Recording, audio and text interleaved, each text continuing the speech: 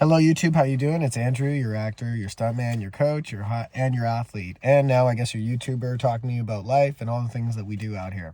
Today's topic, make sure to be clear and concise with whatever you want in your pursuit and your career. And what do I mean by that is I've been in film for about 20 years, or in media for about 20 years, okay? And when I was in the pursuit of my stunt career, as I finished like about 11 years training and independent film work out in Toronto, I moved over to Vancouver to do some more film work and to try and like bump my career up in stunts. Okay, so I was wearing training stunts for now like 13 years, and I'm in Vancouver. I'm trying to get my name out. Finally get unionized. The blessing happens. Thank God. I'm so happy. I'm so fortunate. Moving on, I started talking to the higher ups and the higher powers, and I'm like, hey, you know what? I'm the type of dude. I'm always either leaving a mentorship, I'm in the middle of a mentorship, or I'm looking forward to a newer mentorship. Right? There's always a form of guidance or coaching that I look forward to, or I need to have in my life, because if I don't have that, then I'll kind of like just fall apart, and I wouldn't really have a sense of direction or like when I was younger, I didn't have a coach or a trainer. It was all me. And now that I'm older and I have access to these resources, I kind of like to take advantage of it and see it from a perspective that I didn't have when I was a younger athlete. Okay, so getting to this point, I finally hit up my higher ups in the film industry, and I'm like, hey, they're running a mentorship program, and I'm like, yeah, I'm totally down for that. I signed up for the mentorship program, but I didn't mention like what I wanted to specialize in. I just said that I've worked in media for 20 years.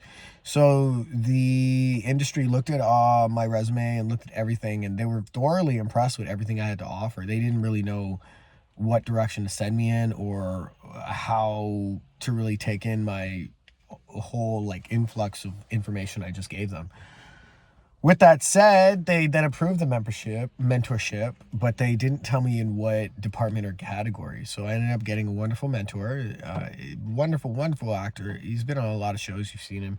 Wonderful guy. But the thing is, throughout that mentorship, I started to realize, like, as the months went on, I was like, some things just don't seem right and some lines don't seem straight, right? So what's happening was when I was interacting with him, he was always telling me about acting reels and, oh, you got such a wonderful personality, and you could be funny at times and this and that, and you got such great delivery, and all this stuff he's telling me. And then in my head I'm thinking, this has nothing to do with action, fights, stunts. This has nothing to do with wire work, game design. This has nothing to do with the action part of the cinema that I've spent so long mastering and fine-tuning and hoping to like evolve into something better in, right? So I'm kind of looking at him and I'm just like, I'm not too sure if this is going to work out. Then finally, like 4 months into the mentorship, he starts telling me, he's like, hey man, I really think you should drop everything and just become a comic. I couldn't believe, man, if I told you the level of disappointment that I had in my soul, and man, I did not just work. I did not just get all this training in action and martial arts. And, that's the thing. A lot of these, I'm going to say it, a lot of these privileged individuals that grow up with a nice little house and a mom and dad and all this wonderful, like, bells and whistles and helping you out and all this stuff, like, that's great to say all that crap. But, like, come on, man. You didn't even listen to a word that I said for the past 3 months.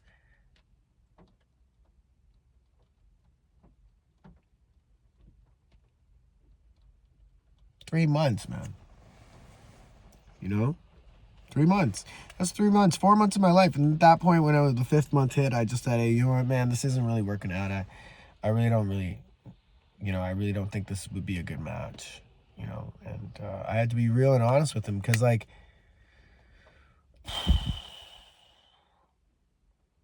try to imagine you train your whole life to be a professional basketball player. You train your whole life to be a professional volleyball player, or a professional whatever in athletics. Try to imagine you train your whole life and you didn't have a family supporting you. You didn't have your parents supporting you. You just had to find ways to train it. And then you became pro in it. And then you got a mentor in your field after 20 years of pursuing and finally making it, that tells you drop everything and become a clown.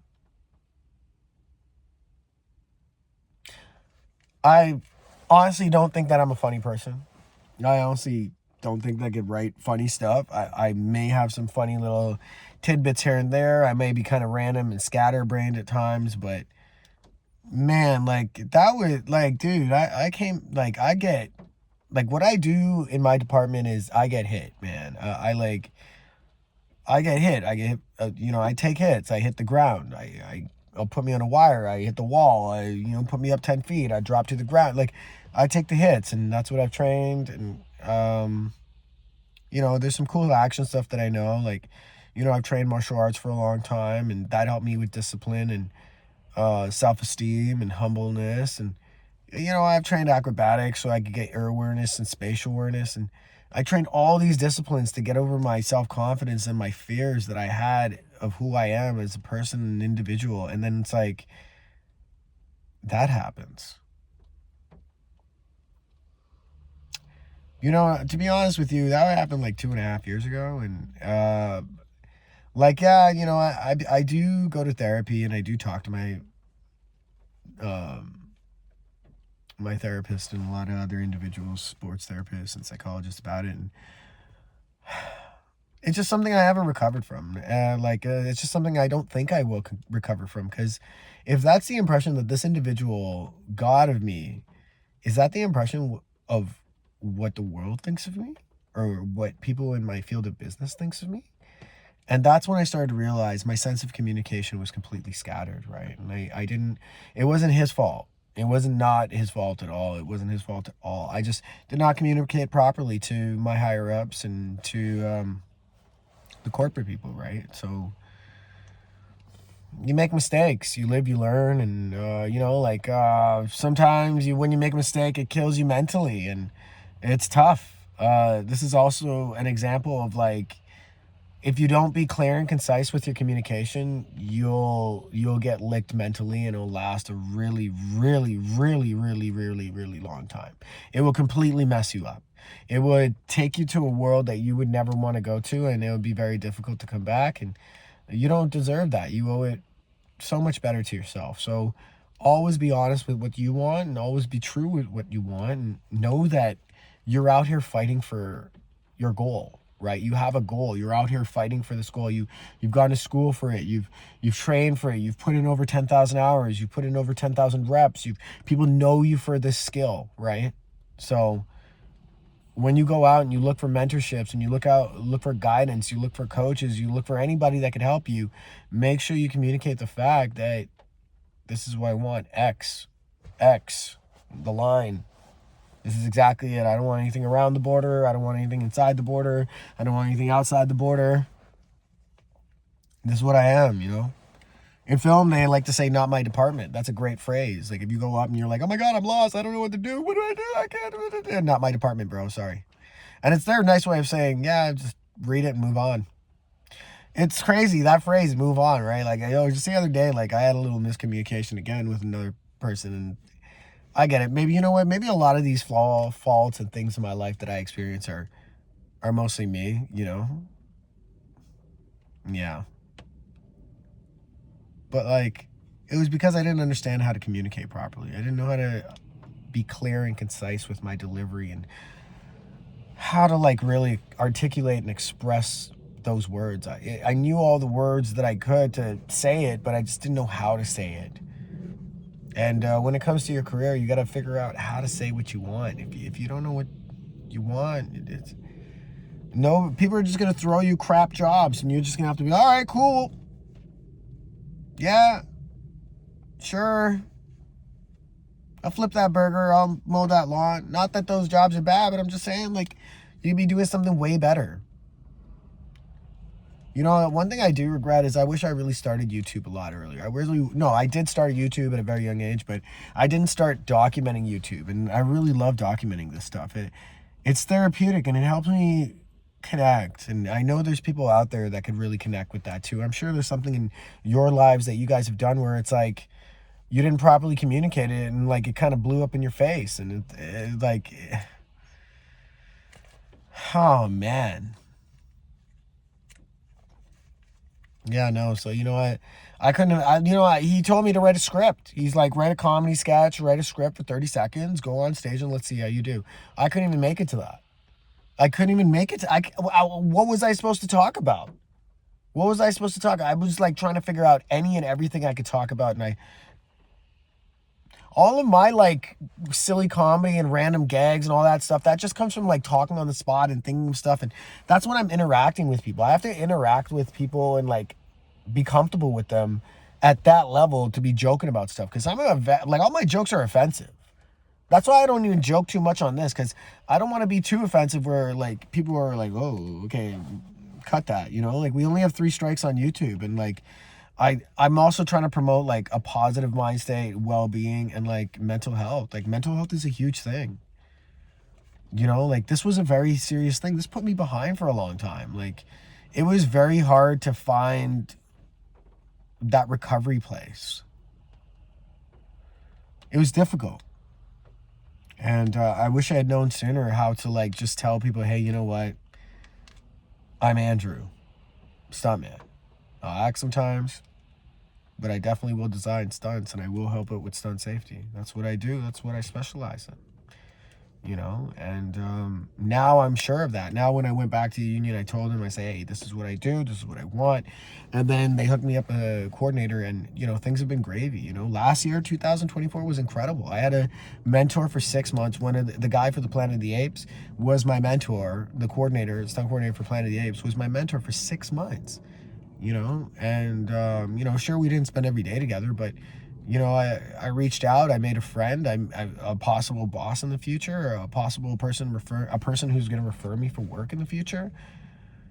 You know, so really be sure about what you want, communicate things properly. Like that was just a business example. You know, and now I'm going to give you a second example, which is a relationship example.